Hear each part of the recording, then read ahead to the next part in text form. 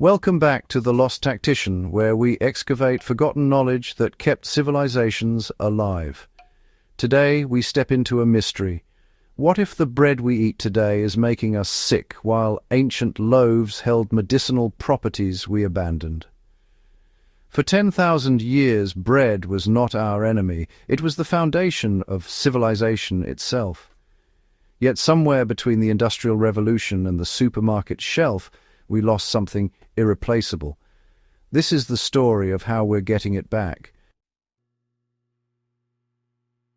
Modern bread is a paradox. Bloating, brain fog, digestive distress. These are the signatures of contemporary consumption. Yet for millennia, bread was healing. What happened? The answer is stark. Efficiency replaced intention. Modern industrial bread emerges from a factory in less than 3 hours. Ancient bread underwent transformation we've completely forgotten. Fermentation was not just about rising dough, it was about alchemy at the molecular level. Ancient bakers understood something biochemical that took modern science a century to rediscover: how fermentation transforms raw grain into digestible medicine. We must reverse engineer those forgotten techniques using scattered historical texts, archaeological evidence, and modern fermentation science.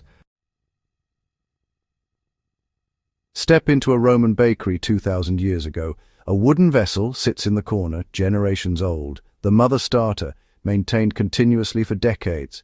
Ancient bakers did not purchase yeast. They cultivated wild yeasts and lactic acid bacteria existing naturally on grain and in their equipment. This living culture was passed down through families and guild halls. Historical texts suggest fermentation periods far beyond modern practice, 24-48 hours, sometimes longer. This was not inefficiency, this was intention. The science confirms what ancient bakers knew instinctively. During extended sourdough fermentation, wild yeasts and lactic acid bacteria engage in symbiosis. Bacteria consume simple sugars and produce organic acids, primarily lactic and acetic acid. These acids trigger enzymatic cascades. Phytase enzymes dormant in grain awaken and neutralize phytic acid, an anti-nutrient that normally traps essential minerals like iron, zinc, and magnesium. In modern bread, these minerals remain locked. In ancient bread, fermentation freed them. But fermentation does far more. The bacteria synthesize B vitamins, thiamine, riboflavin, niacin, folate. They increase polyphenols and antioxidants. They break down gluten proteins into shorter chains, partially dismantling the structure that causes modern digestive distress. They reduce FODMAPs, fermentable carbohydrates that trigger bloating. By the time ancient bread entered the oven, it had been fundamentally transformed. Our investigation begins with initiating a starter using wild fermentation. We combine whole grains, emmer and einkorn flour, with water and, well, time. No purchased yeast. Over 2 weeks, microbial communities establish themselves. The aroma shifts from bland grain water to something distinctly sour and alive. This vessel becomes a time machine, connecting us directly to techniques employed from Egypt to Mesopotamia. Modern wheat is not wheat as the ancients knew it. Through selective breeding, modern varieties were optimized for yield and processing speed, not nutrition or digestibility. They are dwarf varieties bred for mechanized fields with amplified gluten for commercial baking. Meanwhile, ancient grains, einkorn, emmer, spelt, remained largely untouched. Einkorn, cultivated for 9,000 years, contains a different gluten structure than modern bread wheat.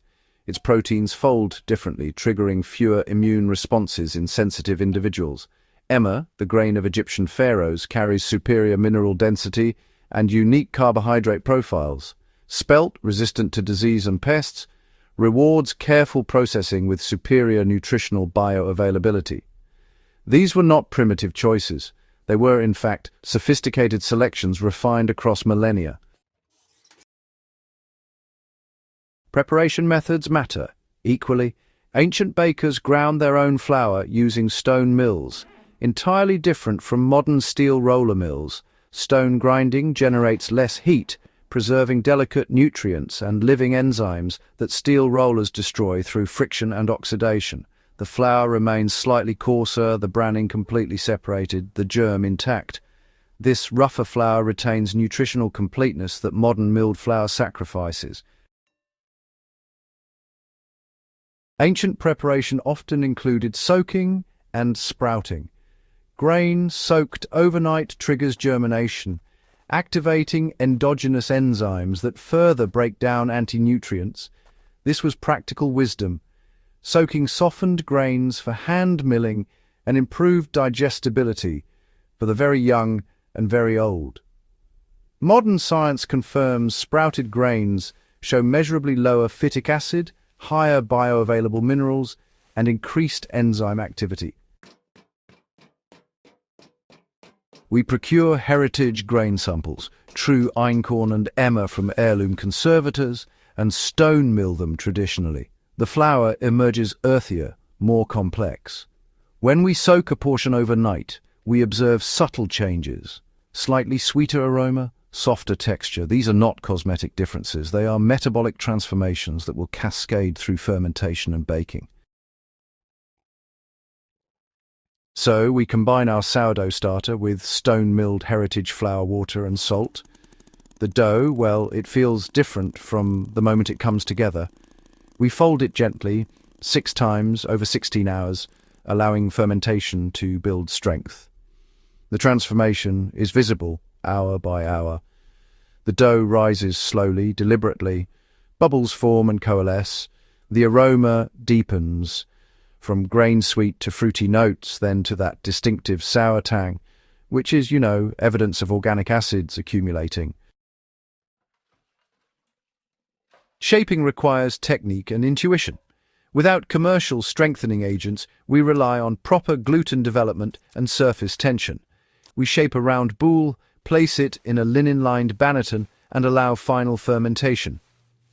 By morning, the loaf has expanded magnificently, the surface covered in flour, cracks forming from fermentation pressure. The oven strikes at high temperature. We slash the loaf decisively and watch as the crust browns, as interior expansion occurs. Steam fills the chamber, carrying that ancient aroma.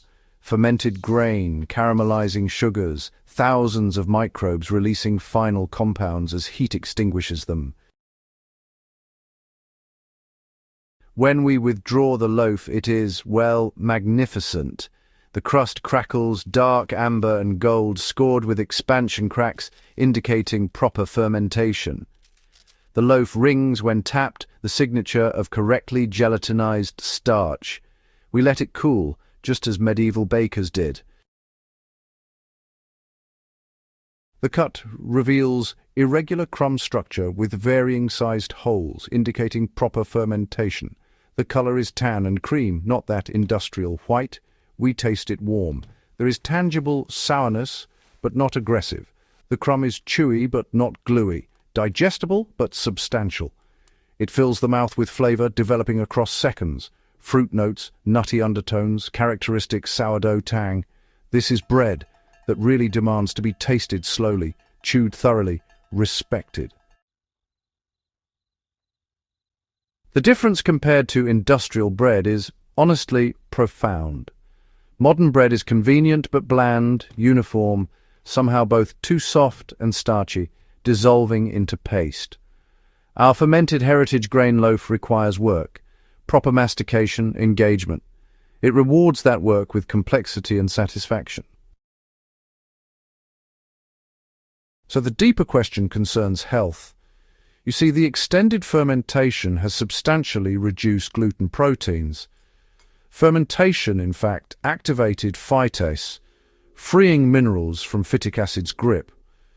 The organic acids produced slowed starch digestion, which means a lower glycemic index, steady energy, rather than those blood sugar spikes. And although the bacteria are killed during baking, They leave behind compounds that nurture beneficial gut bacteria.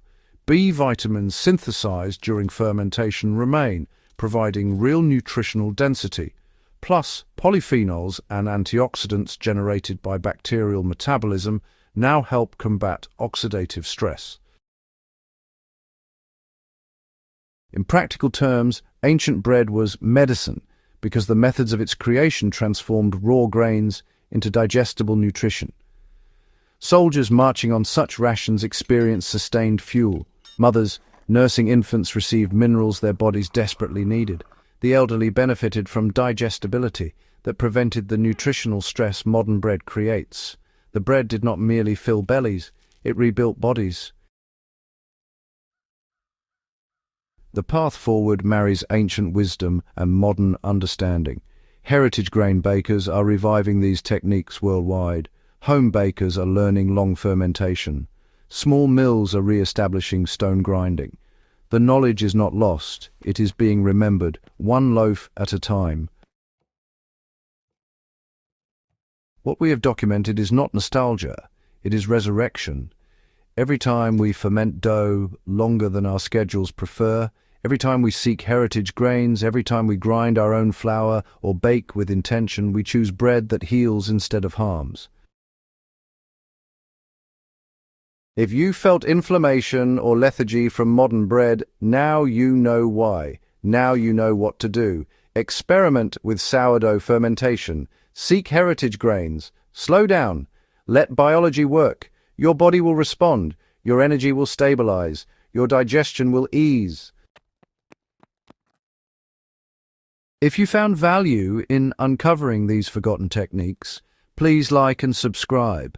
Share this with anyone struggling against modern food systems, anyone seeking to strengthen their foundation through nutrition. The Lost Tactician returns weekly with investigations into knowledge that built empires and sustained civilizations. That knowledge is still here. We are simply learning to use it again.